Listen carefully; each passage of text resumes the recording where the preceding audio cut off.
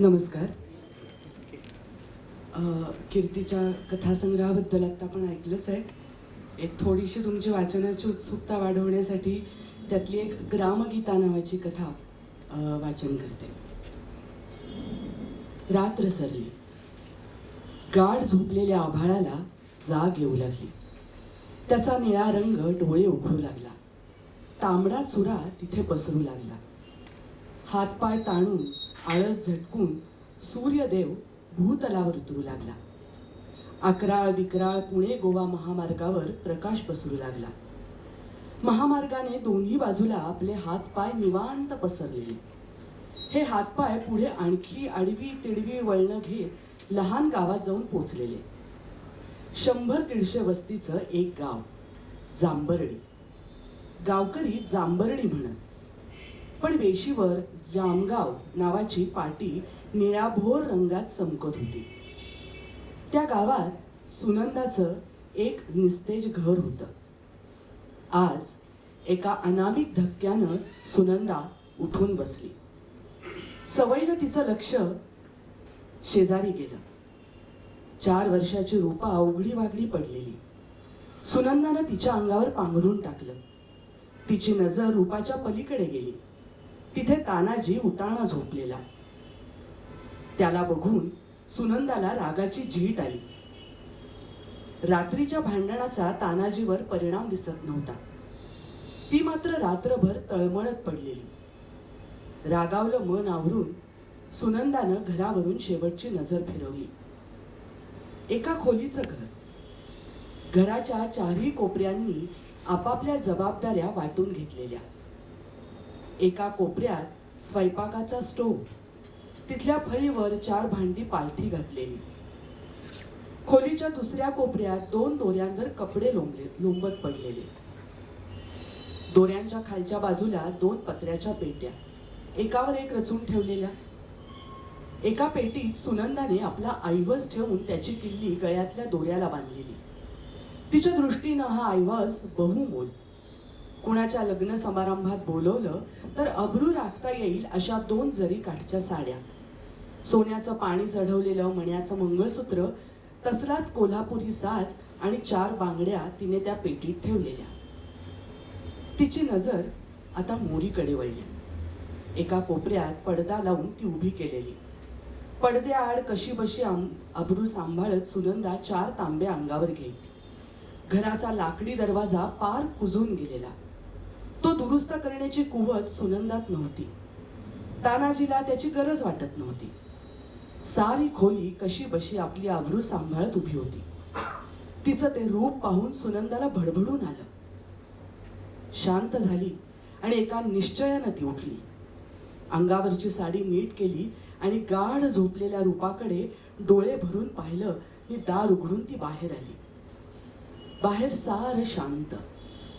दिवसभराच्या काबाड कष्टानं घर गाढ झोपलेली. सुनंदानं दार ओढून घेतलं. उमऱ्याला वाकून नमस्कार केला. डोळे पाण्यानं डबडबले. ते पदरानं पुसत ती निघाली. बाजार मागे पडला, शाळा मागे पडली, गावची वेस मागं पडली. शिवार सुरू झालं, शिवार संपलं. ओसाड माळ सुरू झाला. भुत्याची पडकी विहीर दृष्टिक्षेपात आली. सुनंदाची पावलं विहिरीच्या दिशेनं झपाझप निघाली. भुत्याचा माळ आणि भुत्याची विहीर पंचक्रोशीत प्रसिद्ध. कधी काळी हा माळ झाडा झुडपांनी वेढलेला. पुरुषभर उंचीची मोठी वारुळं. एखादी शेळी मेंढी चुकून या रानात घुसली तर सर्पदंशानं भान हरपून तोंडाला फेस येऊन खाली कोसळलीच समजायचं. त्यामुळे गुराखी लोक आपली जनावरं या माळावर आणत नसत. अशा या रानात भगवे कपडे ल्यालेला एक साधू पुरुष येऊन राहू लागला. त्याने तिथे धुनी पेटवली. रात्रंदिवस धुनी प्रज्वलित असे. तिच्यातून आभाळात पसरणारा निळा काळा धूर गाववाल्यांना रहस्यमय वाटू लागला. त्यांच्यात साधूविषयी चर्चा रंगू लागल्या. तो दिसण्यासाठी लोक रानाच्या बाजूला थांबू लागले. उत्सुकतेनं प्रज्वलित धुनीच्या दिशेने पाहू लागले. साधू तप करतोय, त्याला सिद्धी प्राप्त झाल्या, त्याला नाग साप वश झालेत, बातम्या पसरू लागल्या. गावकरी साधूला सिद्ध पुरुष मानू लागले. घरी पूजेचा कार्यक्रम झाला की नैवेद्य रानाच्या बाजूला पानावर आणून ठेवू लागले. साधू रानाच्या बाहेर आले नाही, गावात कधी फिरले नाही. रात्रीच्या निर्मळ अंधारात त्यांचं एक तारीवर भजन, मंत्र, प्रार्थना ऐकत लोक झोपी जात. लोकांना गाव मंगलमय वाटू लागला. गावकऱ्यांना साधूच्या वास्तव्याचा सराव होऊन गेला. वर्ष दीड वर्ष होऊन गेलं. एक दिवस अघटित उजाडला. गावकऱ्यांना आकाशात धूळ दिसेना, रात्री प्रज्वलित धुनीचा प्रकाश दिसेना, एकतारी ऐकू येईना, भजन मंत्राचा आवाज येईना. साधू महाराजांना काय झालं? गावकरी चिंतित झाले. रानात आता शिरायचं कुणाचं धाडस होईना. तरुणांची उत्सुकता वाढली. गावकरी त्यांना आत जाण्यास मनाई करू लागले. तरुणांना जास्तच आकर्षण वाटू लागलं. गावातली विष्णू, किसन, नोंद्या तरुण पोरं एका पाठोपाठ एक नाहीशी झाली. तरुण पोरी बाळी झपाटल्या जाऊ लागल्या. साधू महाराजांचं भूत झालंय. गावात भीती वाटू लागली. सरकारनं हुकूम काढून कर्मचारी पाठवले. माळ रानावरून बुलडोझर फिरवला. झाडं झुडपत जमीनदोस्त केली आणि विहीर दिसू लागली. फुगलेली कुजलेली प्रेतं विहिरीत आढळून आली. गावावर साधू महाराजांचा कोप झालाय. ते भूत होऊन विहिरीत वस्ती करू नयेत. लोकांचा समज झाला. भुत्याचा माळ, भुत्याची विहीर पंचक्रोशीत प्रसिद्ध झाली. भुत्या विहिरीत वस्ती करून हाय. लोकांप्रमाणे सुनंदालाही हा दांडगा विश्वास. दुःखानं चिपाड झालेल्या माणसाला भुत्याजवळ करायचा. जगताना होरपळून निघालेल्या त्याच्या जीवाला कायमची विश्रांती द्यायचा. सुनंदाही कायमची विश्रांती मिळवायला इथे आलेली. सुनंदा विहिरीजवळ आली. तिनं विहिरीत डोकावून पाहिलं. विहीर खोल गेलेली. विहिरीच्या जवळ पिंपरडीचं झाड. सुनंदा विहिरीशी बसली. शिणलेल्या तिच्या पावलांना जरा विसावा मिळाला. 4 दिवसांपासून घरात चाललेली भांडणं तिच्या नजरेसमोर जशीच्या तशी उभी राहिली. आओ जावा की कामाला, ती तानाजीला म्हणाली होती. खायला काही नव्हतं. 10 वाजून गेले तरी तानाजी भिंतीकडे कूस करून झोपलेला. त्याचं एक नाही की 2 नाही. काय म्हणते मी, उठा की, तिनं तगमकीनं तानाजीला हलवलं. काय करायचं उठून? तानाजीनं तिच्याकडे कूस केली. घरात शिजवायला काय बी नाही. शिवारात जावा कोणाच्या तरी, पाणी द्यायचं काम सुरू आहे, तिनं सुचवलं. तसलं काम मला जमायचं नाही, तानाजीनं तिला झटकले. मग कोणतं काम जमतंय तुम्हाला? तिनं खवचटपणे त्याला विचारलं. रूपाचा जन्म एवढं एकच काम त्याने या 5 वर्षात केलेलं. लग्न झाल्यापासून गडी सुखावलेला. पण सुनंदा मात्र क्षय झालेल्या बाईसारखी वाळत चाललेली. तिला तानाजी म्हणजे गळ्यात बांधून दिलेला धोंडा वाटू लागला. आगीतून फुफाट्यात पडल्यासारखं वाटलं. तिच्या माहेरी तशी गरिबीच. घरात तिचे म्हातारे आई वडील आणि एक पांगळा भाऊ. काहीतरी काम करून ती तिघांना पोसायची. पण त्या पोसण्यात रक्ताचं नातं होतं, वयही तरुण असल्यानं कमी काम करायला काही वाटायचं नाही तिला. आई वडील भाऊ तिचं ऐकायचे, तिला कर्त्याचा मान द्यायचे. तानाजीकडे परिस्थिती वेगळी होती. तानाजी अधिकार गाजवायचा. सुनंदाकडे पैसे हक्कानं मागायचा. छान छौकीनं राहण्याची आणि चमचमीत अरबाड जेवणाची त्याला सवय. पैसे मिळाले की तो गावभर फिरायला मोकळा. गावही कसलंच, दगडावर बसलेलं. सगळी जमीन मुरमाड. पावसाच्या पाण्यावर अवलंबून असलेली शेती. डोळ्यातून पाणी येईल पण ढगातून पाणी येण्याचा भरोसा नाही. असल्या कोरड्या गावात काय काम करायचं, सुनंदाला नेहमी प्रश्न पडायचा. आई वडिलांनी नवरा नाही, निदान गाव तरी बघून द्यायचं, सुनंदाच्या मनात अनेकदा यायचं. तानाजीशी शब्दाने शब्द वाढत गेला तसं सुनंदानं भुत्याच्या विहिरीत जीव द्यायची धमकी दिली. जा, हिंमत असेल तर जा, दे जीव, मी सांभाळतो रूपाला, तानाजी उसळून बोलला. सुनंदा थंड पडली. पुढे 3 दिवसांची उपासमार. तिला अगदी असह्य झालं. शेजारच्या मालनकडून रूपापुरतं तिने मागून आणलेलं. तानाजी थंड. अशा उपासमारीची त्याला सवय.